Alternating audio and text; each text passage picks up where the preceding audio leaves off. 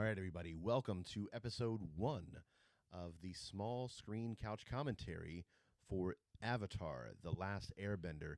Billy and I just got done watching the first episode. Literally, just got done watching it. We had a first here. This is the first time we've actually watched a show that we're reviewing together. And it was cute. I wouldn't go that far. Oh, no, it wasn't cute. It was real cool. It was real cool. It was the coolest thing. But yeah, definitely excited to have been able to watch this. It's been something that's in the making for a long time, like a number of years now. I remember, 2 or 3 years ago, probably sending you the first little poster they had where it's just Appa over the ice. Yeah. Yeah, so I've been waiting a long time for this. I was really excited for when that movie came out. This is the first time and last time we're going to talk about it. Yes. And since then, I've been waiting for a good live action or just something in that Avatar world that wasn't... I want Aang back. I want more Aang for some reason. Yeah. And so I've been really excited.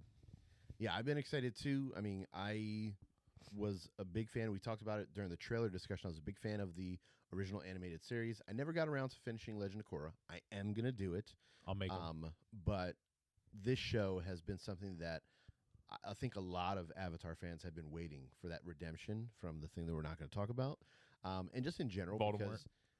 Because Avatar is just one of those shows, I feel, that it kind of transcends across, age groups. It transcends across, even social groups. Social groups, yeah.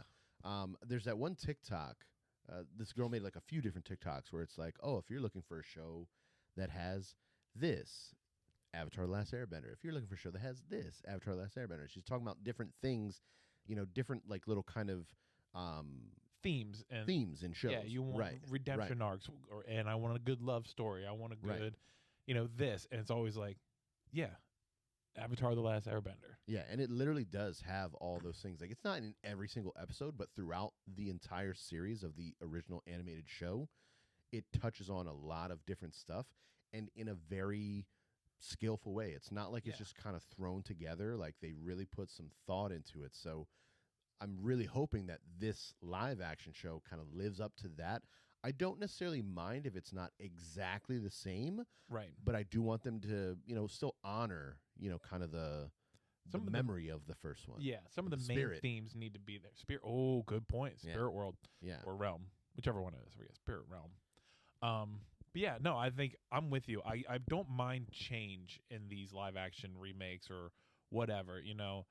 I'll go real quick. I don't want to get too off topic. The Hobbit trilogy wasn't the greatest trilogy in the world, but I didn't mind the small changes from the book that added to the trilogy. Should they have been there? Probably not, but I didn't mind the small changes. So I'm okay if they can not go as extreme as The Hobbit did, but make your own changes. This is your interpretation of the show, right? But you've got to stay true to it to a certain extent. Yeah, I think they definitely have to keep a majority of the main story, the main theme of the original series, so that those fans that have been waiting for this for a while, are still there and enjoying it. But then they also have to kind of bring things into modern times, so that you're still capturing newer fans, younger fans that maybe aren't familiar with it, but you want to put something there that'll hook them in. Yeah. So I get it. If they need to take some liberties and make some changes, that's fine. But yeah, so let's get into the episode here. We only watched the first episode. Yeah. So I guess what I want to first do is I like how we do a review first, a rating first. True. Okay, so I like that. What did you rate this episode? So I'm not going to lie. I went a little higher than I thought I was going to. Okay. I went with an 8.2. 8.2? Yeah. Okay. I mean, I know I'm usually a pretty harsh critic. Yeah. But I think this is a fair score. I really enjoyed it. I really enjoyed it. There were a couple of things that I was kind of just like, ooh, that's a little rough. Yeah, this was a up and down. We'll get into it, but I thought I gave it an 8.2. Oh, wow. What about yourself? This was like a roller coaster of emotion, so I went about a 7.4 is what I would give. Wow. Yeah. Okay. Not bad. Not bad. But not great yet. I think a good first episode. Yeah. A good first episode. But I'm with you. There's some really high highs, but some really low lows for me in this. Yeah. I would say I gave it higher than I thought I was going to, because maybe it's just the fact that when I watched Avatar the original series, I was a little bit younger. I was in my early to mid 20s. I'm obviously That was like 50 years ago, right? much older now. I'm in my late 30s. And I think some of the emotional themes that were in the original show, that the little glimpses of it that I got here in this one, in this live action show, I think they hit me a little bit different because I'm in a different point in my life. It's not whatever. Yeah. And I like when shows or movies or things can like evoke emotion in me. Yes. So I think that's why I went a little bit higher. I think that's a huge part of any show. If it can evoke some kind of emotion in me, it got me somehow. So I appreciate that. So not bad on rankings. I was actually a little surprised by yours. I don't know if you were surprised by mine. I was. Yeah. I was. Yeah. Maybe it's because my hype was really high for this as well. That could be it. It could be. I don't like to ride the hype trains. It's like that's why it's hard. When the original first teaser trailer came out, I watched it one time. Yeah. And that was it. I don't like to watch reviews of stuff before I've actually been able to watch it. I don't like to get people's opinions on stuff. I don't like to get too crazy because I've had so many times before where all this hype is building, all these people are talking about something, all the buzz is crazy, and then it builds up this picture in your mind of what you think it's going to be, what you think it should be, and then maybe it lives up to it, but a lot of times it doesn't. Yeah. So I try not to do that with anything anymore. It's smart, but I'm not smart. So I don't do that. So before we get into it, big old spoiler warning for you. Yes. We are going to go into detail of what happened in this. Not full detail, but we're going to talk about what happened. Yeah. Yeah. For sure. Go watch it. Then come Definitely back. Go watch it. Hit pause. All right, welcome back. Okay. So I actually don't mind the way it opened. I think it was kind of cool to see they opened up in the capital of the Fire Nation. Yeah. And it's one Earthbender running away from a bunch of Firebenders. Yeah. A bunch of soldiers for them. Yeah. And it looks like he has some kind of scroll. Cool fight scene.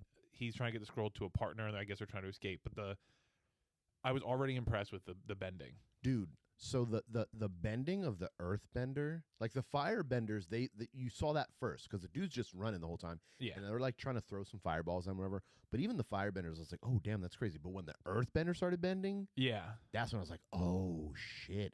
And then I like also how they kind of, at least in this scene, it wasn't just about the bending. It was also kind of the martial arts mixing with the bending. Yeah, which was a big point to the animated show, right? Yeah. So I thought that was cool. The movement was awesome. They actually tried to make pretty well choreographed fight scene. There's a part where he bends like rocks like on the left and right in front of him and in front of him on the left and right. And it's like one of those Ninja Warrior things. He like hops from one to the other and then jumps over another one. I agree with you. The earthbending was wild. Like, I can't wait to see more earthbending. Because remember how like people like stomp their feet and the earth flies up? Yeah. We didn't see that yet, but we saw a lot of cool stuff. Him putting his hand in the ground and like making a bunch of earth like rise up, and then like he starts punching it towards them, and he shot like bullets of earth at people. Yeah. Honestly, I think earthbending is my favorite bending.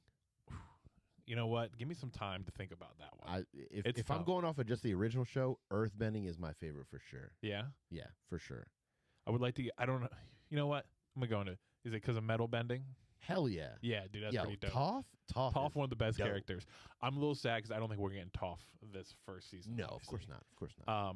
But Toph's a great character, so I hope the show does well enough to get to that point. I think it will. But yeah, great fight scene. Then we get to the point where he realizes for whatever the scroll that he has to get out of there to his partner who's ahead of him, he has to sacrifice himself. Yeah. So he ends up a really cool fight scene when he finally puts up a wall and is like, I'm fighting y'all off so my buddy can get away. Right. And he does really cool stuff. He finally loses, gets captured, and is talking to Fire Lord Sozin. Is that Sozin? It was Sozin. Okay, yeah. I can't remember if Sozin was like a long-time Fire Lord, but it was the first one there. Yeah. So he's talking to Fire Lord Sozin, and he's like, yeah, you caught me, but I got rid of the scroll, bitch. Yeah. And Fire Lord Sozin's like, who's the real bitch? You thought. Yeah, so you thought. So Fire Lord Sozin kind of just throws out. This is where some of my gripe is. I don't know if it's the writing or the acting or whatever, but it just didn't feel fluid. You know what I mean? Really? It felt really much like I need to mention this so I have to be like spot on so the audience understands what's going on. So you were thinking it was just kind of like a thrown together plot device. Yeah, and it wasn't like, so in this scene you have Fire Lord Sozin going, good, all eyes are on the Earth Kingdom. Right. And I would rather that be where the conversation ends. Like the guy go, what do you mean? And then he kind of just goes, I think at the end of the conversation, Fire Lord Sozin says, I have my eyes on something higher. That should have been the back and forth. That was it. Right. It shouldn't have been like fully detailing out, like, you know, like in the corny bad guy ending scene. Like I'm giving you my whole plan. He goes, well, everybody's looking at that. So what's going to happen? Water Tribe's going to come over and help the Earth Kingdom. So's the Air Tribe. And then what's going to happen? There's going to be nobody in the Air Temples. So guess what? That's what I'm doing.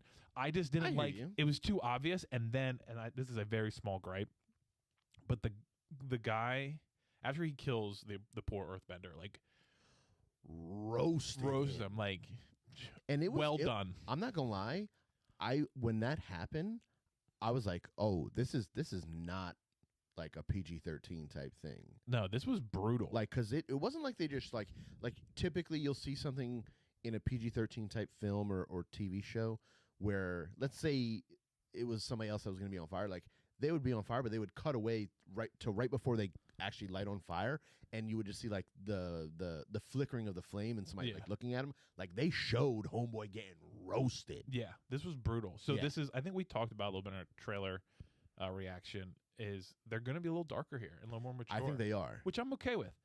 But again, small gripe here is after they kill this guy, they're kind of talking about their plan, that whoever's left in this room with the Fire Nation. And you see one of the actors just go like, you could tell he's waiting for his cue to say something, and he just goes, but my lord, the Avatar isn't known to be anywhere yet, or like whatever, something weird. And it was like, and that's how the scene ended. Like, it was really awkward and weird. I could see what you're saying. You know, maybe some of it seemed a little forced, maybe. Yeah, I think the dialogue throughout the show, that's the lowest point, is some of the dialogue. And that was a point that I noticed right away. Okay. And maybe again, it's a little too picky, but it was also like, you're too on the nose with all the stuff you're saying. We don't need all this detail right away. I think the show, and we'll talk about it later, but the animated show goes a different route with a lot of details. But yeah, so that was my thought on the first scene. Real dope action. Dialogue is a little weak once you get to even at one point when he's running through the streets, and they have to tell the audience it's an earthbender. Like, don't. So I think where you're coming from, I understand, but again, this is a show that, you know, they're trying to draw in a new audience, so they kind of have to set some things up for people. We're coming into it knowing, you know, the entire original series, whereas if you're somebody who's watching this for the first time and you've never watched the movie, you've never watched the original show, you know, they kind of have to spoon feed you some of this stuff. So I get where you're coming from. I was willing to overlook that because I kind of knew that they had to do this kind of stuff. Yeah. So I do understand, and I agree to an extent with what you're saying, that, you know, some of it was kind of obvious, some of it was kind of on the nose, some of it was kind of, you know, maybe even a little bit forced, but I understand why they did it. Yeah, I guess I understand you need to teach the new people, but I still felt like there are things that didn't need to be said that you'll learn as you watch the show. Like, they didn't go, we're firebenders, you know, you just kind of knew. Yeah. That's an earthbender. Later on, you're going to meet earthbenders, so you're like, oh, okay. Or when you meet, they start talking about airbending and waterbending later, you're like, oh, that person ground bends, and you learn it's actually earthbending or whatever. Right. Not a terrible first scene. I don't want to say I hated the first scene. I think it was really cool, and it got me locked in on the show. Yeah. But it was just, the dialogue was really awkward for me. I kind of wonder, similarly to the movie, I know we said we weren't going to talk about Similar to Voldemort. Yeah. We said it in the trailer discussion.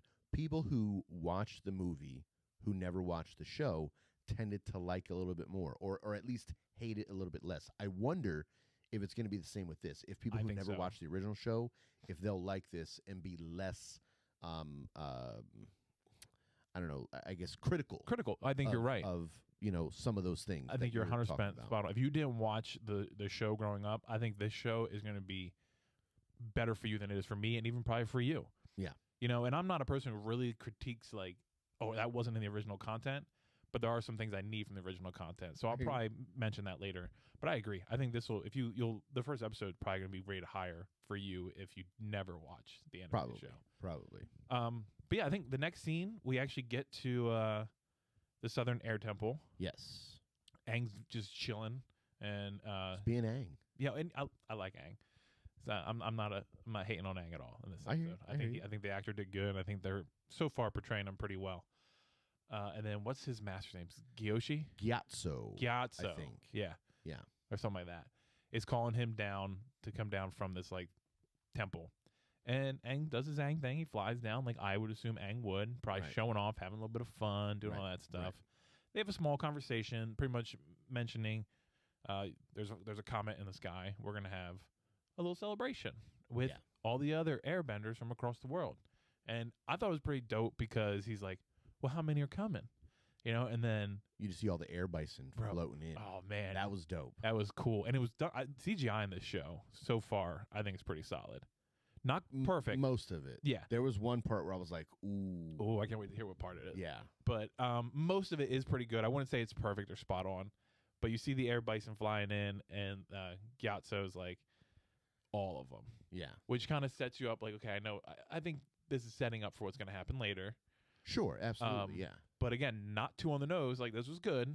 And then he tells Aang to run off and go welcome everybody. Yeah. And with the other kids. So Aang goes, he's a kid. I love Aang in this episode. He's a kid. And then one of the other monks is like, did you tell him? And Gyatso's like, no, it wasn't the right time. Yeah. Well, see, and this whole section here was one of my favorite parts of the show. Like I said, earlier, I'm in a different place in my life than when I watched the original show. Right. And in this part where, he's telling him, like, he's just a kid, he's kind of just saying, like, you need to let him be a kid, whatever. It made me think of my own kid. Yeah. And I was just like, man, in today's world, kids are expected to do more, be more mature, grow up a lot faster than when we were kids. Like when we were kids, we were able to just be kids. Yeah. And that just kind of got it started hitting that theme for me, and I'm like, damn, like this is deep. Yeah. So that was probably one of my favorite scenes in the whole show because it made me feel that emotion. Like I get where Gyatso's coming from. 100%. I think I felt the same way when they're in that meeting area and they're like, well, we need him to go train. And he's like, well, he still needs to figure out this, and who he is. Right. I think when he says who he is, that's when I got that, like you said, emotional feel. Right. And I was like, yeah, you can't have somebody who's 12 years old be able to save the world when he doesn't even know really who he is as a person yet. A 12-year-old shouldn't know who he is as a person yet. Absolutely. And like you said, as a father, it kind of hit right at home. And I feel bad because everybody's just attacking him. Like, you're wrong, dude. And it's like, nah. I mean, I understand where the council or whatever is coming from because it's like, okay, they've already heard that the Fire Lord is preparing to attack everybody. He's declaring war. I don't think that they know or that they realize that the comet is giving the firebenders power necessarily. No. But I see where they're coming from. But if I'm Gyatso, I'm saying the same thing. I'm like, yo, he is still a kid. Like for those of you that don't know, the Avatar is selected, or not selected, but kind of like the incarnated. Spirit, reincarnated. When the old Avatar dies. And it goes through a cycle of each of the nations. So there's the Fire Nation, Water Tribes, the Earth tribes, and then the Air Monks. Yeah, do you know the order? Oh no, I do not. I don't. So if it would go wasn't fire, was air. It Kyoshi was the last one, right? Or no? No. Roku, the screaming fire box. Yeah. Yes. So it goes. Whatever you want to start at, but if you start at Earth, it'll go fire next, then air, then water. Okay. Yeah. Got you for the knowledge. Bam. So they know that the next Avatar was going to be from the Air tribe, My question is, and I don't remember from the original if they explained it at any point, but how did they know it was Aang? Did they, in the original, did they explain it? So in the animated show, there was a weird test they did where he had to pick toys. Yes. Yeah. Okay, I do remember now. If you picked something that belonged to the last Avatar, that was the spirit speaking through them. Yeah. And they didn't do that. They didn't really like... Yeah, and... Right. Maybe there'll be a flashback or something. Right. But yeah, they didn't really explain that well here, which I'm fine with, especially if they're going to set it up for later, you know, a flashback or something like that or whatever. That's fine. But you know, he's telling them that he doesn't want him to go and start training in all these other disciplines of the other elements because he has to figure himself out and whatever. But they pretty much say like, no, dude, like he's got to go. Yeah. War is imminent. He has to go. So yeah, which is understandable, like you said, but sucks. So yeah, they what's his name? Gyatso. I think it's Gyatso. Yeah, I'm terrible with names. He has to sit down with Aang and tell him, hey, you don't know this yet, but you're the Avatar. Yeah. And I was kind of like, he probably should have known that like a while ago. I think. You think Aang should have known he was the Avatar? Yeah. Like in that you're saying he should have picked up on it, or that they should have told him? I think they should have told him. I don't think you put the pressure like, hey, you're the Avatar. Guess what? You guys save the world in case something goes wrong. Hey, you're the Avatar, buddy. I agree to an extent, but it's like, again, if you're Gyatso and he's a father figure. He's a father figure. He's not really Aang's dad or anything, but he's a father figure, and really, I think they both look at each other as friends. Oh yeah. He's just trying to protect him, you know. So it's like, do you really want to put that pressure on a kid? Like maybe the whole timeline between like when Sozin was kind of declaring war and maybe it's been a long time. Maybe it's only been a couple of weeks. I don't know. I don't think they really ever give us details about I don't think that. It's too far apart. But it's like, okay, if you're saying he should have known before then, if they should have told him before then, when should they have told him? When he was like 9? When he was like 8? Yeah, I don't know. I think when you start would a kid that young even understand? Right, and maybe that's why it makes it not so big of a deal because like it's like, okay, I'm the Avatar. Woohoo! I'm gonna go play with my toys. Right. I just think because they didn't tell him, now you have to spring it on him in a situation where it's like, true. You know, guess what? We're all gonna die if you don't do what you're supposed to do as the Avatar. Right. But it is a very good scene, good moment. You know, I think like you said, at one point, Gyatso's like, "I am your best friend, or I am your friend. Yeah, I'll always be your friend." And I thought that was a cool moment. That was another spot that got me. Yeah, it was really good, and like him and Aang hugging it out at the end, even though Aang's kind of upset and pissed off. Yeah, they still hug it out. Like you know how much they care for each other there. Yeah, well, and he's upset because he says like, "I don't want the responsibility of being the Avatar. I don't want the power, that comes along with it. Like I just want to hang on my friends." And, be a kid. Right, exactly. Which, if I was Aang, I'd probably say the same thing. Like, I'm just trying to, goof off and whatever. Yeah. So I feel kind of bad for him because now he's kind of being thrust into this position where he's got to be, this kind of savior of not just his people, but like the world, the entire world. Yeah. Yeah. So, and it has to be forced away from his friends to do so. Right. Yeah. He has to go to all of the other nations to learn bending from their masters. Yeah, which is pretty wild. And at 12, do you want to leave all your friends and your dad, your father figure and stuff like that? Dude, I wouldn't want to leave at 20. Yeah, right? So that's pretty good. And then you get him outside kind of sulking over it. And our boy, Appa, shows up. Appa. I love Appa. And I think they did a good job, but they didn't try to change Appa at all. Which was good. Yeah. He's a big flying bison. He's got 6 legs, a big flappy tail, some horns, and a big old nose, like a big flat, wide nose. Yeah. But I love the scene because in the show, Aang understands Appa. Yes. In the animated series. So I was real curious, are they going to do that here? And they did. Yeah. Appa says something. He's like, "You're right. Like, it's better when I'm in the air or whatever to think about this stuff." But this was a good scene. It was kind of the same idea. Like, he admits, I'm just a boy. I don't want to do this. He does it again, but he's talking to another one of his friends. I think Appa's one of his close friends. And explaining to him, and Appa's just, they hug, and Appa freaking has a tear coming down his eye.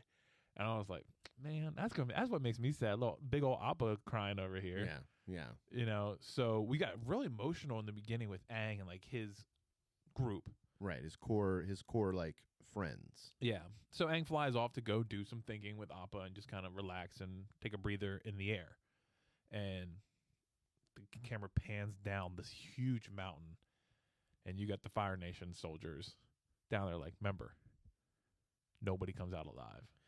Yeah, because I mean the air temples, they're floating islands in the air. Yeah. So all the Fire Nation dudes, they're down on the ground, and I thought this was cool too. You know, when they boost it up, they kind of Iron Man it. Yeah. They propelled themselves up with the fire bending. Yeah. Which is dope. I mean, the way that they not animated, but the way that they did the CGI for that and showed them flying up. And the other thing that I really liked too were the costumes. I The think clothing and stuff was so awesome. There were some subtle changes with things. I don't think I even noticed much. But I thought it was like spot on for the most part. Yeah. It looked very similar, if not identical, to the show. Animated show. Yeah, all the characters, Aang's outfit, all the Fire Nation like soldiers, like that. That's how I would have pictured them. Yeah. Yeah. Yeah. So they boost themselves like Iron Man, and they start attacking the temple. I have a weird feeling with this scene, with the whole fall of the Southern Air Temple. Great fight scenes. All right, I think the action was pretty good. You've got the air nomads fighting off the fire soldiers, and they seem to be holding their own for a bit. Well, it's crazy. Like the first dude that is like, brothers, sisters, we're being attacked. He was like getting busy. Yeah, he got like 4 or 5 of them. Yeah, it was like 4 or 5, and he was taking them out on his own, no problem. And I have to imagine if this one guy, who they don't really show, like, he's not an important character. He's kind of just a throwaway guy, but he's taking out 3, 4, 5 soldiers on his own. You got to think, if all the air nomads are there from both temples, they've got to be able to win this. But I'm assuming it's just like the Fire Nation probably just had the numbers. Yeah. Like they probably just had, enough people to have 4 or 5 soldiers to every one air nomad. Yeah, I would assume to defeat it's them. Numbers and a surprise attack, I guess. Sure. That does it. Yeah, that was weird to me a little bit, but it's kind of how fight scenes go, right? You want you feel, oh, we might win this fight. Then we're not. Psych. You and I already knew that this fight wasn't going to be won, so Right. it's like whatever. Right. A lot of cool movement. There's the backflip that the air nomads do over everybody. You see again later in the show. I hope they don't do it too much in the show, but a lot of the air slams happen. Cool, like hand-to-hand combat. Even we didn't need just bending, which was really cool. Right. I think the martial arts being introduced to mix with the bending, I think they've done a good job of it. And they do it in the original series. Yeah. But I think seeing it in live action is that much cooler. I think they've done a good job of balancing it. It's not like, I think the bending should be the priority for sure. Yeah. But they didn't make it so it's like, all right, well, we're not getting enough martial arts. Like it's probably, I'd say, a good 70-30 split. Like 70% bending, 30% martial arts. Yeah. 20% skill, 80% concentrated power of will. Yo, Fort Minor. 100%. Throwback. No, that was a great album. Yeah, sleeper album. But yeah, I mean, at one point you realize they're getting overrun. Yeah. And during this scene, it's splitting back and forth between Aang gets caught in a storm. And I really like how they do this. Like, it's like really like when it gets intense for the temple, it's intense for Aang. Yeah, so everything's really beating together here. But they're going to run. Gyatso is taking the kids across a bridge to the Avatar temple to hide them. Yeah. Because he's that dude. You know what this was remind me of? The Jedi temple. Order 66, Yeah, bro. yeah. 100%. I can see that. I have to believe that they did this on purpose. I can see it. Yeah. Except now they had like an adult protecting them. Right. But yeah, he gets them and he holds them up, and there's some fighting, and there's like one of the female like council members was there, and she's holding off as best she can, and she's murking people. But then she's getting busy too. When the general gets there, he's just too strong, and she's doing like a weird sphere, I guess, to protect herself. Yeah. And he just throws fire into it nonstop, and she burns herself in this sphere. Yeah, it's like a brutal, and you hear her screaming. Yeah, it's like it was kind of like a fire NATO type situation. Shoot, bro. Because the air sphere that she was having to protect herself was like swirling around her, and then when he just like introduces the fire, it kind of just burned her alive. And again, it's like they didn't pan away. No. Like they show this lady getting burned to death. And so I'm kind of at this point like, all right, are they marketing this show to children? It doesn't seem like they are. No, I was gonna have my kids watch it with me, and I was like, never mind. Well, so it's funny. I was planning on watching the original animated series with my wife and my son, which I still might do. But then I was going to be like, oh, well, maybe we could watch this together too. Definitely not going to happen. I still might watch it with my wife at some point. Yeah. But yeah, this is not a kid-friendly show. I wouldn't say it's like, if you have a mature enough, old enough, like maybe teenager. Yeah, or preteen maybe. Preteen. If they're mature enough. I would say, 11, 12 years old would probably be the youngest I would have somebody watch Yeah, this. I think so. My son is 6, and I wanted him to watch this with me. And my daughter said she would watch it too, and she's 9. She wouldn't enjoy that. She just doesn't like that stuff. Yeah. He'd be fine, but I'm just like, I don't want you watching it. No, yeah, Probably not. You're gonna have appropriate. nightmares. Yeah. Yeah. But brutal, real brutal. So she gets killed, and Gatsu's last man standing here, and the fire. I don't know why it made me laugh, but he's protecting the kids, and you just hear a knock on the door. It's like, just what? Just bust the door down. Or like, can we at least pretend like we're pounding it with like one of those like a ram. A ram. Yeah. So it made me laugh, but then they bust through the door finally after realizing, it's probably a millennial in there who doesn't like opening the door. So they bust through. A fight scene breaks out. Not a bad fight scene. I kind of wanted more from this, and I can explain that later in our like comparison to the animated series and this. Yeah. Because he's pretty powerful. Yeah, you can tell. I mean, he's part of the kind of the council of the top airbenders or whatever. So you have to imagine he's a very experienced, very powerful airbender. Yeah. To be able to hold like that kind of title, that kind of station. And he was trusted with training the Avatar. Right. So it's like, yeah, he's pretty strong. He puts up a good fight. For an old man, like the moves were there. Yeah. Yeah. But then again, the general comes in, and he just won't stop throwing fire at him, and it just is uncontrollable. My only gripe here is the dialogue. He's like, maybe on another night you could have bested me, but not with the power of the comet. And it's like, I get that, but you're a Fire Nation general. You're not saying somebody could have bested you. You got to explain that the comet gives them power. I get that, but that was not the time to do it. I think, or I should say, I hope that in future episodes there'll be less of that. Not because I don't think it should be there, but again, I think you and I are experienced. I think most Avatar fans are going to be experienced and looking at that and kind of having the same sentiments you're having. Yeah. But I just really think that this being a brand new thing, the even Legend of Korra, which was the series that came out after Avatar: The Last Airbender, is over 10 years old. Mm-hmm. Yeah, I'm pretty sure. I think you're right. So we've got over a decade since the follow-up show, and it was a few years before then. Like I don't remember when Avatar came out. It was probably early 2000s, 2005 maybe, 2000 around then. Yeah, somewhere around then.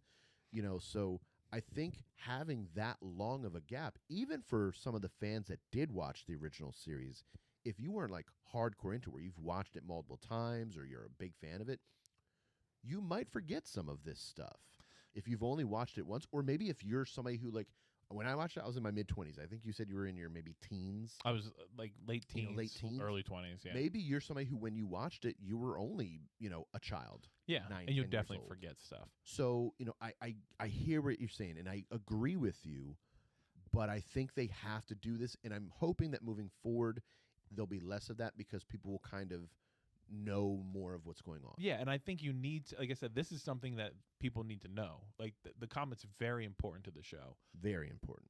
I just feel like that wasn't the part. I feel like maybe you could actually replace a lot of the weird dialogue before in the previous scene with him saying, like, the show's ready. Hey, the comet is here upon us. Our powers are stronger. This is the time to attack. I'm not a writer, so maybe I'm wrong. But I just say, in my opinion of just watching a show, it just felt weird in the moment. and it felt weird for a Fire Nation general to say. Maybe they could have executed it better. I agree. But hopefully it's kind of just they're doing it to set things up. It's the first episode. I'm thinking it'll, be less obvious moving forward. Yeah. We'll see. We'll see. Yeah. But so in the end, Gyatso dies. Luckily, we don't see the kids die. Yeah. I was worried we were going to show that. Yeah. I was like, oh, if they show these kids getting roasted. I thought they were going to. I kind of thought they were going to too, but I think if this was a show being made by HBO, those kids would have been you'd burnt to a crisp, bro. You'd have seen running out that door, falling off the mountain. Yeah, for sure. But being Netflix still is a mostly family-friendly streaming network. But yeah, the whole fight scene at the Air Temple was cool. I think after this is when I had some of my gripes we'll get into. But yeah, the whole thing was very emotional, and I'm glad that they kept fairly on par with the original series. Yeah. So to this point. After that is where things kind of started going off the rails a little bit, just a smidge. Okay. But yeah, there's some problems I have with this stuff being shown in the first episode, but also I understand why they did it. But again, I'll do that in comparison to animated show later. Yeah. So the next part is actually 100 years later. Not to mention during the scene, Aang gets trapped in the water. Right. Goes into a glowy avatar state and pretty much wraps himself in ice with Appa. Yeah, and they show him like drowning, because what happens? Appa and him, they're out on the ocean, and a big, huge like tidal wave comes, and they can't get above it or away from it. Smashes him into the water. He goes into avatar state, freezes like an ice ball around himself, which I have to imagine, because he's unconscious when this happens, I have to imagine that it's the avatar state, just kind of like defense mechanism. Yeah. Because if he would have died, would the avatar spirit have gone to the next nation? No, it would not right away. Extinguished. I don't know if it would have been extinguished. I think it would have taken a very long time for the next child, for the spirit to go to. Well, that's the other thing. Which I have theory. There's a huge theory on the animated show, which is why I'm saying that. Okay, right. So that's the other thing. And maybe the theory from the animated show, like, does the avatar spirit always go into a kid or someone young? Could the avatar spirit go into someone older? No, it goes into a newborn baby. Okay. Yeah. All right. Always. So when they die, pretty much there's a baby born. Not too long after they die, but it's like when they're supposed to die, I think. Right. I could be wrong in that. But so he frees himself. Now we've got 100 years later. We meet Katara, who's trying to airbend. Waterbend. Oh, sorry, waterbend. Whoa. Oh, my bad. She wishes she was an airbender. And we meet Sokka, her brother, and a little bit of the water tribe. Southern water tribe from. Yeah. Now I don't remember in the animated show if they actually named it like Wolf's whatever. I don't think they had Wolf like Cove. a name. Yeah, I don't think so. But they live in Wolf Cove. It's a place in the Southern water tribe. Nobody there's a waterbender. We find out it's because if you are a waterbender and the Fire Nation finds out, they probably kill you or imprison you. Yeah. So Sokka's like telling her, stop it. Stop waterbending. Yeah. I don't want you to be taken. And Katara really wants to be more helpful. She wants to be a warrior. Right. So she's kind of pissed off, and she's mad also because she sucks at waterbending. For now. But this is the scene where they're going out in the water to fish, and they find the big sphere that has Aang in it. I'm a little. Tell me how you feel about this. Okay. I'm a little confused, and I know I don't want to compare to the animated show, but how come he breaks out then and there? In the animated show, there's almost a reason why, and it wasn't like anything deep. But here, it's just like they lose their boat. She's trying to get the boat back with waterbending. Right. And then the sphere starts to glow, and he breaks out of it. Yeah, I know what you're saying. Like I said, this is kind of where some of my gripes start. Okay. Because in the Netflix show, the sphere is just there, and um, they see the glowing or whatever, and then the beam from the avatar state just shoots up. Yeah. But you're right. In the original show, there's like an almost kind of specific reason as to why it happens. They first try to break it open. Yeah, I'm trying to remember exactly what happened. I can't off the top of my head. I should have some interaction with the sphere. Yeah. Whereas this, it's kind of just like it's there. They see it. It happens. Yeah, it was just random to me. Yeah, because I think in the original one, you're right. Like Sokka uses his stick, hammer thing, his club, to try and break it open. I think they might even see like Aang in there and they're like, oh, there's a kid in there. We gotta get him out. Right. So again, I'm okay with them having changed some things, but to me, in the original series, that was like a fate moment. Whereas this, it was kind of just like, well, you just happen to be there. Yeah, and then that was just the moment he broke out for some reason. Right. Yeah. Yeah, because I don't want to give away stuff for that, is going to happen later. Yeah. But for me, in the original series, like when it happened and why it happened is kind of important to building that relationship that the three of them have. Yeah, 100%. Yeah, it was just a weird moment. But Aang comes out of there. Katara's obviously like, hey, he's knocked out. This poor kid, let's take him back. And Sokka's like, no, this is not a good idea. Yeah. We just saw a big beam of light. I don't want to take him back.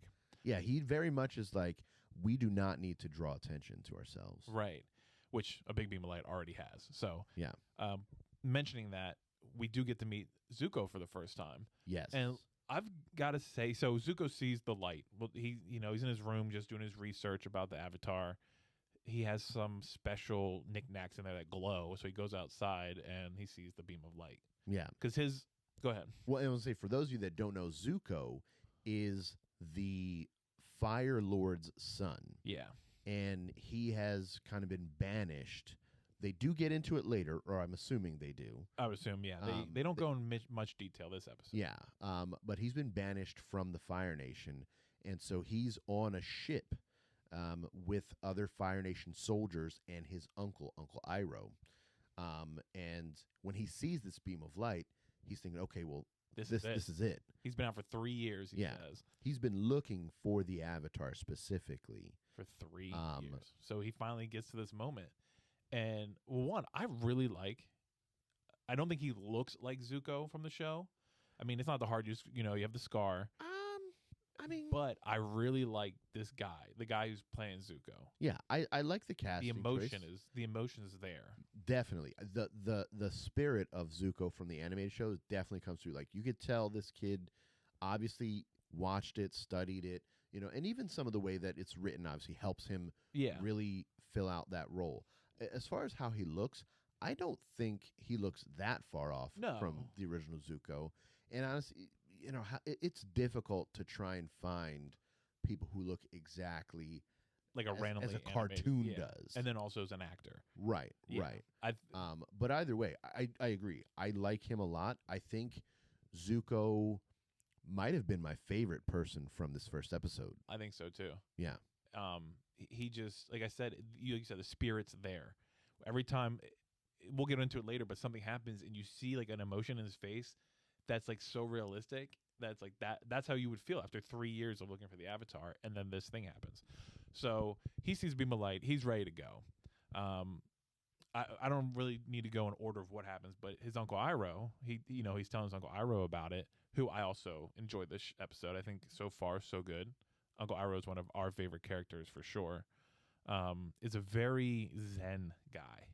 Yeah, very calm. Yeah, and he's like, are you sure? Because this is another beam of light you've seen, And Zuko gets kind of mad, but Uncle Iroh does sound like it does start to get tiring when you don't find the Avatar after seeing one of these omens. And it's more of a caring thing. Like, he just doesn't want him to keep getting hurt from not finding them. Right, yeah. He's not coming from a place of malice like, oh, dude, you're like, oh, man. Here we go again. Here we go again, exactly. He's trying to, soften the blow just in case this is another situation where he's going to be disappointed because he's not actually finding what he thought he was going to find. Yep. So I get that.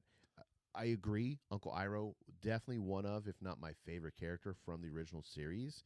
And even in the movie that shall not be named, I thought Uncle Iroh was one of the better parts of the movie. 100%. And when I saw the casting choice for Uncle Iroh here, I thought, okay, this is a good choice. Bit of a letdown for me, not gonna lie. Really? Yeah. Not crazy, but I think there needed to be more of the zen, more of the the very calm, because like I think even like in the animated series, like when you see Uncle Iroh there, I think he's like brewing some tea, Always. he's just chilling, Yeah. and I don't think he was doing that here. No, they did bring up tea twice, which made me happy. Right. Jasmine tea. I just wish that there was more of that. Like the spirit of Zuko was definitely there. I don't think the spirit of Iroh was quite there. Okay. So that was a small bit of a letdown for me, but I think so far it's been okay. Yeah, okay is good enough. I think that's gonna be a tough character, really. Yeah, I mean, hit. Iroh is he's such a cool character from the first one, and such a beloved character from the first one that honestly I don't know that he's gonna be able to live up to the expectation that we all have in our heads for what he should be. Yeah. And that's not his fault. I think it's just At all. us in our brains thinking, "Oh my gosh, we're finally going to get, one of our favorite characters of all time in live action." I think it's a tough I'm job. kind of putting too much pressure on the situation. Putting Iroh on a pedestal. I am. We all do. We all do. But yeah, I didn't dislike Iroh. I think, No, yeah, I didn't dislike him. I just didn't like him as much as I thought I was going to. Yeah. Or hoped to, anyway. Yeah, so they make course to go find Aang, the Avatar, Zuko, and Uncle Iroh. Yeah. Well, they don't know that it's Aang. No, but they know it's an Airbender, but they know it's the Avatar that they're going after. But yeah. So we'll go back to the village. Aang finally does wake up at the village. I'm kind of with you. This is where things get a little iffy for me. Man. So I'm not Sokka kind of being protective is okay with me. By the way, casting for Sokka, spot on. Perfect. Even like voice, I feel like. Yeah. And face, I don't know how you found somebody that looks like Sokka. Yeah. Agreed. Creepy. But so we don't need to get into detail of Aang going out and about, kind of seeing where he's at. They all kind of introduce themselves, but then they get to the tent where they're kind of really talking to Aang. Yeah. Unless there's something you want to hit before I go here. No. Okay. You keep going. Because I this is where it gets weird. Like, and I mean weird. So Aang's trying to explain, like, oh yeah, I'm from the Airbenders on the Southern Air Temple, blah blah blah. And you see some people's faces go, what? Like, okay. And he's explaining I was in a storm, da da da da. And then Grand, yeah, decides to just get up, walk real awkward, and look at a sign that has all the four symbols of water, air, fire, and earth. Yeah. Well, and so at this point too, though, he like you said, Aang's kind of explaining who he is, where he's from. He even mentions like the festival of the comet. Yeah. And Grand was my least favorite thing of the entire episode. You and I were. She should be in a scary movie. That lady. Well, so I don't want to come at the casting choice as far as how she looks or anything like that. But she looked a little just not what I was expecting. Yeah. You want Grand in the show, in the anime series, was a sweet lady. Like, yeah, she didn't have that grandmotherly look to her, like a sweet old lady that like everybody could call her grandma. Yeah. Like she's the grandma of the whole village. This lady did not have that and she had no emotion. Right. So and the little emotion that she did have was very, very forced. It felt forced, and again felt creepy even when she would do that. So when she starts looking at that wall, she starts pretty much restating the opening of the original animated series. She's like, water, fire, earth, air. When she started saying that, I started to get hyped because a little bit. Oh my gosh, yes! Like I thought they were going to bring that in the opening for this show, which I'm okay with the fact that they didn't. Right. At least they didn't do it in the way that I thought they were going to anyway. But when she started saying it, I'm getting hype, and as she went on, it just got weirder. Yeah. Was it because I don't know if it was because it was monotone. She said the exact words of the opening, word for word, but verbatim. Only staring at a wall. I think this is one of those things where if she was maybe even walking around the room, maybe not as awkward. Yeah, but even her delivery of monotone. It just wasn't. It was weird, and then she just turns around and is like, "We all know the story, but you don't." Yeah, because everyone you know is fucking dead. Yeah, and I'm just like, Grant, chill out. Well, I mean, it's just like when she finished the opening from the original show, and she tells him like, "You don't know about this because everybody." She explains you were in that ice for 100 years. Ice for 100 years, blah blah blah. It just, I don't know. Her delivery was not the greatest, and on top of that, it almost kind of took away from the scene so much that like I was kind of just like distracted by. Yeah, you weren't attached. I wasn't happening. caring about what was happening exactly. Yeah, because of how, I don't know, just nonchalant she did it. Your name's Gran. I'd go give that. I'd put my arm around. Hey, you didn't know about this, right? Poor boy. Not nurturing at all. No. Not like Gran from the show, from the animated show. Not at all. So this leads Aang to be really upset. Yeah. Obviously, rightfully so, because the Gran laid it on him hard. Yeah. Like a poor 12-year-old boy finds this out, and it's like, oh, by the way, this happened. Fire Nation's killing everybody. Oh, and the first people to get killed were your homies. Yeah. Like, sucks to be you, dude. Yeah. Yeah. So Aang's upset. He runs outside. Katara goes to console him. They go have their little cutesy talk in an old Fire Nation ship that was crashed from years ago. Right. I think it was like 3 years ago or something. They get to know each other. She explains that her dad left. Her mom kind of explains that she died, but you get a flashback of her mom dying. Yeah. Basically. And they kind of have a heart-to-heart. He actually helps her get better at bending. Just kind of, hey, this is all about balance. Right. She learns to bend. But yeah, they're just talking, and as she's bending, she looks forward, and there's a Fire Nation ship. Yeah. And I'm like, okay, this is where we get back to a little more of the action that I remember from the first episode of the animated show. And this was the way they set this up, and the way like the staging of everything was very reminiscent of the show. Like Zuko's there at the gate, and he's like, "There's someone among you who does not belong. I just hand them over. Everything's good." Like, it wasn't word for word verbatim, but like the setup of it was great, awesome. Yeah. And I wonder. I know at some point, probably tomorrow or maybe even now as we speak, somewhere online, somebody's already done like a shot for shot comparison type thing. I think this was probably one of the closest shot for shot comparisons with the animated series and the live action show. 100%. Yeah, I agree. And it kind of was like a nostalgia for me. Yeah. Yeah. But during this moment, or right before Zuko gets to the gate, Gran just phenomenally comes back into play to make things even more awkward. They're all like, why are they here? First of all, there was a big beam of light, bro. We know why they're here. Right. You should know why they're here. Yeah. They don't know Aang's the Avatar yet. They just know he's the last Airbender, which Gran awkwardly brought up earlier. She goes, they're here for him. He's the Avatar. But it's like nonchalant again, real creepy, half smile on her face. Yeah. And Sokka kind of understandably gets pissed, but I'm like, dude, you're laying into this kid too hard. Well, I mean, but even in the original animated series, he's not happy that Aang is there. Right, he brought trouble to his village. Yeah, because Sokka's like, I don't know if he's like the oldest like boy there or whatever, but he's like kind of the protector of the village, because all of the other men, all of the other older tribesmen, they're either gone or dead. Or, they're out fighting the Fire Nation. They're out fighting, or they just all have died. Yeah. So he's the person that's trying to protect the whole village as a young man. So I can understand why he would have been upset. And, he's pretty much trying to hold everything together on his own.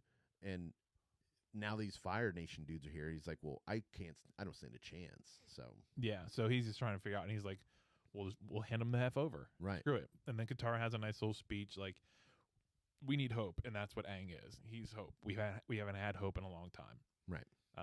So they have. I think the scene actually works out pretty well. He goes in there and Katara stands next to Aang. You don't know what he's doing yet. You don't know if he's going to give Aang up.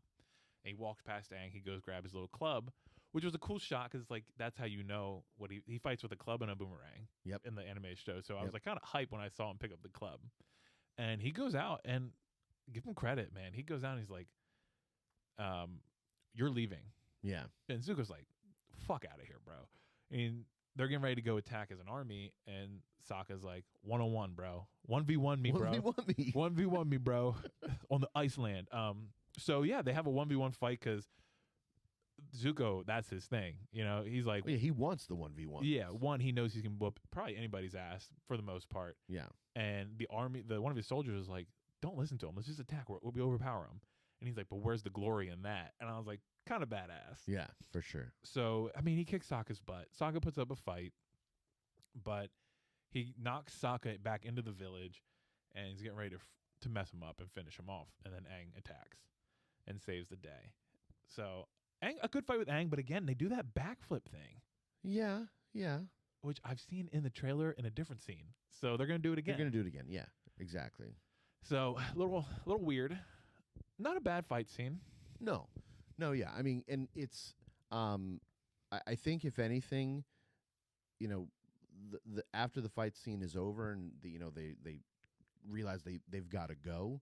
I just wonder,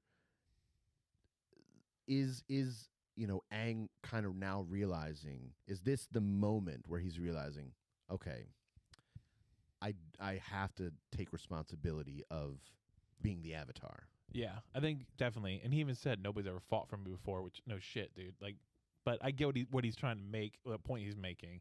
He understands his importance now. Yeah, I think. And like I think this is where it starts to click. I don't think it's fully happened yet. I think it happens in the next scene there, which is where I have my next biggest gripe. Oh boy. But yeah. Yeah, so they fight, but then Zuko's just like, let's burn it down, and Aang's like, take me with you. Don't kill these people. Yeah. So they go, they take him away. Sokka and Katara decide, hey, we're gonna go after him. Which was a cool scene. I liked it. Yeah. Because Katara's like saying, and Sokka's not saying anything. He's telling other people like, do this, do this, do this, and he's like, you're the leader now. And that's when Katara's like, oh shit, we're going after him. Yeah. So they take Appa, our homeboy, to go after Aang. Homeboy Appa. Gotta love him. And again, we get Iroh and Aang have an interaction. I like this interaction. Yeah. It reminds me of Uncle Iroh. I still want to get that like belly laugh that Uncle Iroh has at some point, or like his loud laugh. We'll get that, I'm sure. But he shows respect to Aang, brings up Jasmine T again, and kind of explains some things to him. He why the war started, but then he makes a point for the rest of us now. It's not how it started. It's how it's going to end. Yeah. And that kind of gives you a nice little like, he's a deep thinker. Yeah, you find out much later why Iroh is the way that he is. Oh yeah, he has a great story. Yeah, great backstory. But like you said here, like the interaction between him and Aang, it's kind of more of a respect thing because Iroh knows how important the Avatar is. Yeah, and so the conversation that they have is awesome because it's like he's a prisoner of them, of course, but he still understands, like, yes, you're a prisoner, but you're the Avatar. Yeah. Gotta put some respect on your name. Yeah, and he's all about balance. Like, that's kind of what Zen is, I would guess. I don't know. But he's all about balance, and he knows Avatar's about balance. But anyway, after this conversation, he leaves. Aang steals some keys from the guards pretty sneakily, and he gets out the ship. It's good to note that he did get into Zuko's room. He found Zuko's research on avatars, took the book. Extensive research. And then also grabs his glider. And this, again, very close to the show, except in the show there's some dope fighting in the hallways. Yes. But very close to the show. He gets out of the ship. Kind of weird that all of a sudden Zuko like knows he's gone. He just turns the corner like already looking for Aang. But they obviously could just see it was empty. The cell was empty. Aang flies off. They're shooting fireballs. And then none other than Appa comes and saves him after Aang gets hit by one fireball and he's fallen to the ground. Appa and Sokka save him. Right. And they get away. was this the scene you're gripe with, or are you talking about the next one? The next one. Okay. The next one. Where they get where they're going. I would say my only gripe with this scene is there's a part where Zuko shoots a fireball up at Appa after Aang is saved, and Katara saves him by bringing water up to block it. Yeah. But that was the slowest moving fireball. Just move to the left. Just move to the left. Just pull the rein on Appa. He'll go left. Everything's fine. I get why they did it, but again, it was just real slow, and then it's like, okay. Well, I mean, I think, for this, they obviously didn't want to make it something that it was like, I agree, like in the show, when this whole scene happens, it's kind of your first glimpse of like, oh, damn, like she's actually decent. Like she's kind of almost like Luke Skywalker Jedi-ish, like where it's like you have that glimmer of like, oh, damn, you're kind of powerful. Yeah, you just don't know it. Yeah. So I get what you're saying, and it didn't have that same impact here. So I understand that. But yeah, I mean, it's when they escape from here and they get to where they're going. I'll let you set that up, but that's where I have my biggest gripe of the whole show, and it's petty and it's stupid, but I'll fill you. I'm very curious about this. I want to know what it is. So the next scene, they just figure out where they got to run to. Aang obviously wants to go and see home. Yes. So they go to the Southern Air Temple. They land. They're just walking through. See, it's in shambles. It's in shambles. I mean, nobody's been there for 100 years, and it was already attacked. So buildings aren't intact, stuff like that. And he does see the temple where Gyatso died. Yeah. So they travel in there. His skeleton is there, and it's just like burnt to a crisp. Jaws knocked off. Yeah. Somehow, though, my man's necklace survived. Yeah, bro, that's made out of solid whatever that is. Yeah. That's true. It looks like wood. It does look like wood. So you're like, that should have been burnt. But it did. That should have been the first thing to go. It survived. So this is where I want to talk about the comparison to the animated show, and the live action, because I think the necklace survives, but you don't know how Gyatso dies. So we'll talk about that later. Anyway, so yeah, the wooden necklace does survive a burning. You're right. I think that's a little weird. Yeah, that's not my gripe, by the way. Oh, okay. So that's not the petty gripe. No.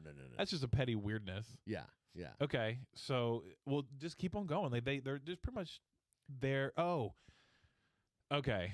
Yeah. So obviously when they see Gyatso, just like in the animated show, Aang gets angry. Yeah. He starts feeling emotional. He gets angry, and his arrows and eyes start to glow. Yeah, he goes into the avatar state. Anytime you see his tattoos of his arrows start to glow, that means he's going into the avatar state, which is like kind of just like a very powerful state where he doesn't have control of himself. He doesn't have you know what it's kind of like reminiscent to, and anime fans out there, you'll obviously know what this is. Super Saiyan. No. Okay. Ultra Instinct. Right show. Oh, okay. Right show. Okay. But it's almost reminiscent of like Ultra Instinct in that he's not in control of his body. He's like in this super powerful state where it's not him anymore. It's not him like acting or thinking or whatever. You have the power of like 100 benders in that state. Yeah. And he can control it, but he has to train himself to. Right. So right now, at this not point, in control. He's not. He doesn't even know what's happening. Yeah. He doesn't know that he's in it. He's like blacked out essentially. Yeah. He doesn't know he's an avatar. But he's rising up in the sky really high. Winds blowing around him. Things are picking up and pushing Sokka and Katara. This is where I have my biggest gripe. You know what? Because I'm with you. They they show him in the air, and Sokka and Katara, they're like kind of holding on for dear life as all this wind is blowing, whatever.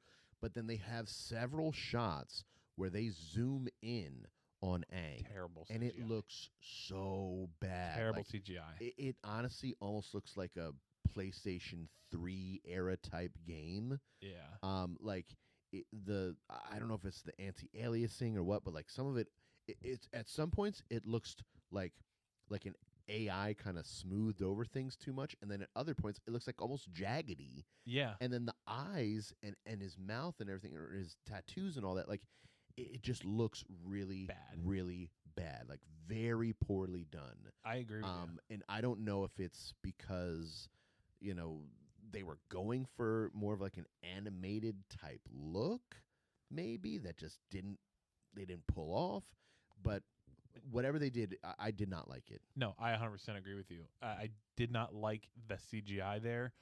if you can't hit it, just show the far away scenes. Right. Yeah. When it was far away, it's when fine. they just show them in the air, it's fine, and you get the feeling of what they're trying to convey there, of what's happening, how powerful he is. right?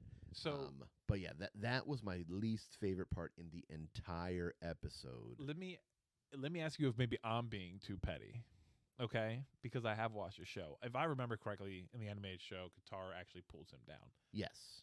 So what they're doing here is they keep doing flashbacks, and that's what really calms him down in this show. But they also keep showing Katara, and she's screaming Aang's name. So in my mind, I'm like, at some point he's going to hear her. Yeah.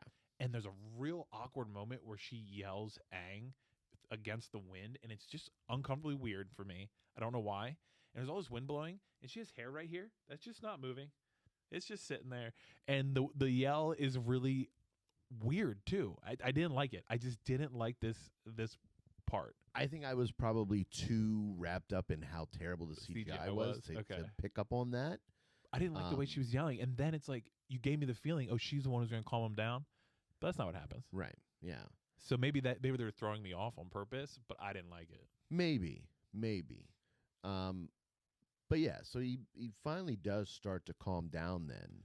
Yeah, you get the nice, cute flashback of Gyatso saying, I am your friend. I will always be your friend. And that's what takes him out of the Avatar state. Yeah. And I think, and I don't want to give stuff away that happens later.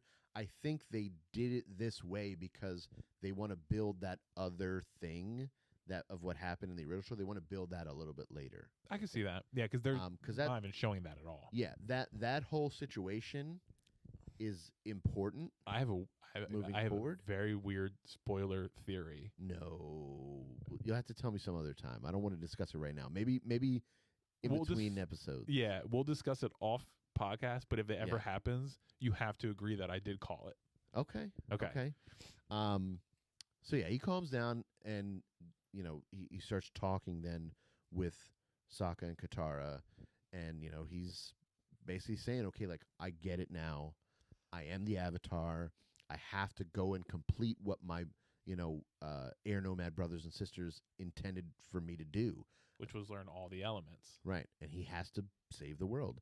Because at this point, the other nations still exist, obviously. Just not as strong. But, yeah, they're not as strong. The Fire Nation was already strong, and now they're even, like, that much more strong. Because they've taken over. They've killed off one whole nation. They've killed off the air nomads. Yeah. When they say Avatar the Last Airbender, he is the last Airbender. There's no other Airbenders in the entire world. All the other nations, they still have some benders, obviously. Yeah, because the Earth was the biggest nation. Yeah. Before the Fire Nation attack, and now pretty much there's only a few kingdoms or towns or whatever you want to say left that is under the Earth Kingdom. Right. Basically, Ba Sing Se is the only real one, and then there's like another one. Yeah. I think, but Ba Sing Se, I can't wait till we get that later on. But that's a while. Yeah. But yeah, that's basically the end. And I kind of was hyped this moment because the music picks up, and it's the music we know from the show. I think the music on the show was spot on. I want to mention that. The music was awesome. Yeah. Every time you would hear the music in the background, it fit the scene so well. Mm-hmm. So that was something that I really, really liked. And I mean, like, I'm not faltering on the rating that I gave it. The two biggest gripes I had were Grand and the CGI. Everything else from that, aside from that, I still really liked. I understand where you're coming from, and like they're spoon feeding you a lot of stuff. They're putting a lot of stuff like too on the nose, too obvious. But I watched I get that anime show, so maybe that's why. But I'm willing to overlook it. You're a kind soul, trying to be for this. This has a special place in my heart. Yeah, and it does for a lot of us. So what was your favorite thing in the whole show? My favorite thing. Oh man. I was just happy how nice the bending was. Yes. I definitely think that was my favorite thing. I was a little worried it wasn't going to be good. And that's hard to do, I'm sure. Yeah, I mean the to mix it the way that they did with the subtlety of the movement of the characters and then showing the actual elements. Yeah. I think it's one of those things where if you don't pull it off perfectly, it's kind of just like, that's such a letdown. And the one I was most worried about was the air bending, because you don't really see air moving and stuff in real life. But in here, in the show, or even in here, they kind of just make it so it's like, okay, you see like dust or sand or this, that, whatever, to show the air moving here, and they do that here, but it's such. I honestly, I kind of think they even pull it off better than the animated series, in my opinion. Oh wow, okay. Because in the animated series, you're seeing, the dust or the sand or the, whatever moving around, and here you see that, but it's like, it's so subtle. It's so like, it's there, but it's not. Yeah, it's wind blowing, right? Right. So right. So you can see the air, but you don't see stuff in the air moving. Yeah. Okay. So, yeah. What was your favorite? Was it? My favorite was definitely, and I know you didn't like it as much as I did. My favorite was that opening scene with the Earthbender running from the Fire Nation guards. I mean, that whole sequence from the start to the finish. Maybe not when he was with Sosin, but like the fighting the guards and stuff. That was awesome. That was a great way to honestly, open the show. It almost felt like the opening to a movie. Yes. Like, I was just like, oh my gosh, it's like in a movie, that plan would have been the MacGuffin for the whole movie. Yeah. So like that was cool. Like you said, it did feel like a cinematic opening. Yeah, I agree. That was my favorite. What was your least favorite? I mean, it was some of the dialogue for sure. Okay, all right. Yeah. Yeah. I mean, I think mine even more so than Grand the CGI on the Avatar state. Freaking Grand though. God. That was my least favorite. I mean, I was so thrown off by that CGI. I'm hoping that was just a fluke, and that they learn. Yeah, future parts where they show him in the Avatar state, that they're not as poorly done. Yeah. But we'll see. We'll see. I would like to do some quick comparisons. I think we talked about the anime show a bit, so we don't have to go deep into detail. But I thought they stayed fairly true to the animated show without going too far off. Like I said, some scenes were almost spot on, like Zuko at the gate. The one thing that I know that they wanted to show the Southern Air Temple being attacked. In the animated show, you don't see it. No, you don't see it at all. And that kind of helps actually with the emotion of Aang. Yes. Because later on, you get random flashbacks. I don't think we're going to get as many flashbacks with this show because they kind of are already showing you the past. They give you the past, and you're like, we're done with it. So where this leads me to is, in the show, when Aang gets to the Air Temple, this is the first time you actually see Gyatso. And I think you might get some flashbacks, too, when they get there. Yeah. But when you get to Gyatso, there are, in the anime show, tons and tons of Fire Nation soldiers dead. Yeah. So there's a lot of theories of how he went out fighting. And my favorite one is he sucked all the air out of the room, sacrificed himself, and they couldn't create fire because there was no oxygen. I feel like I remember hearing something about that. So there's but again, I wanted to see him take multiple people out before he went. I'd rather have seen him dying to like crowds of people overtaking him than one guy overpowering him. I would like when Aang to go see him, you see all the other dead bodies around him like you did in the show. That was my biggest like difference that I kind of wish they had. And I don't know how, like, again, maybe you don't show that fight, but then I also know why you showed the Southern Air Temple being taken over. You're giving us the past before we start going into the actual part of the show, the meat of the show. Right. But other than that, man, we didn't get the Bender going through the Fire Nation in the show. Right. But again, great scene. I thought it was a great opening to this show. Yeah. There are some differences that I didn't mind. I just hope they keep doing it this way, where it's like most of the show is very accurate, and you just have these subtle differences that, sure, I don't mind. It's your interpretation of the show. I'm cool with that. But keep it as accurate as you can, because there are some very important things that happen in the show. And my question to you, I guess, one of my things I hope we get is, you remember the Lady in the Water episode? I mean, I'd have to go back and watch it. Okay. I don't remember it specifically. I don't remember if that was which book it's in, but I hope we get that. And that's that's a filler episode, I think. But I kind of hope we get it. Yeah. Well, and that, in talking about filler episodes, in anime in general, which a lot of people, for whatever reason, don't consider Avatar an anime. Yeah. Maybe because it wasn't produced in Japan. Well, I don't know. That's mainly, I think, why.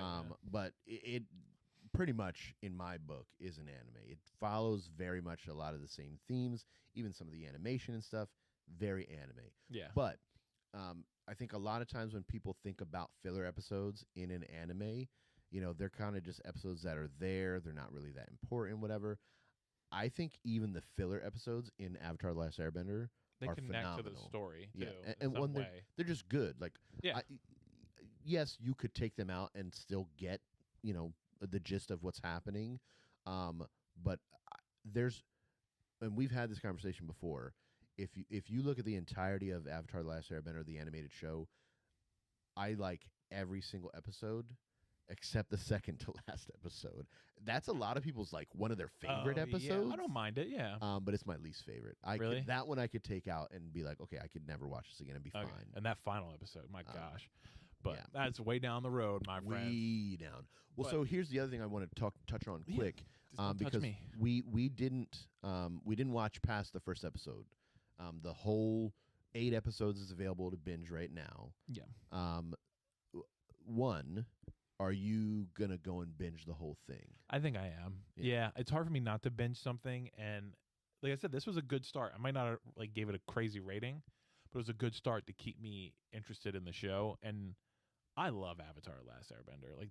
I just want to see where they take this, how they do the other characters, what stories they want to tell these 8 episodes.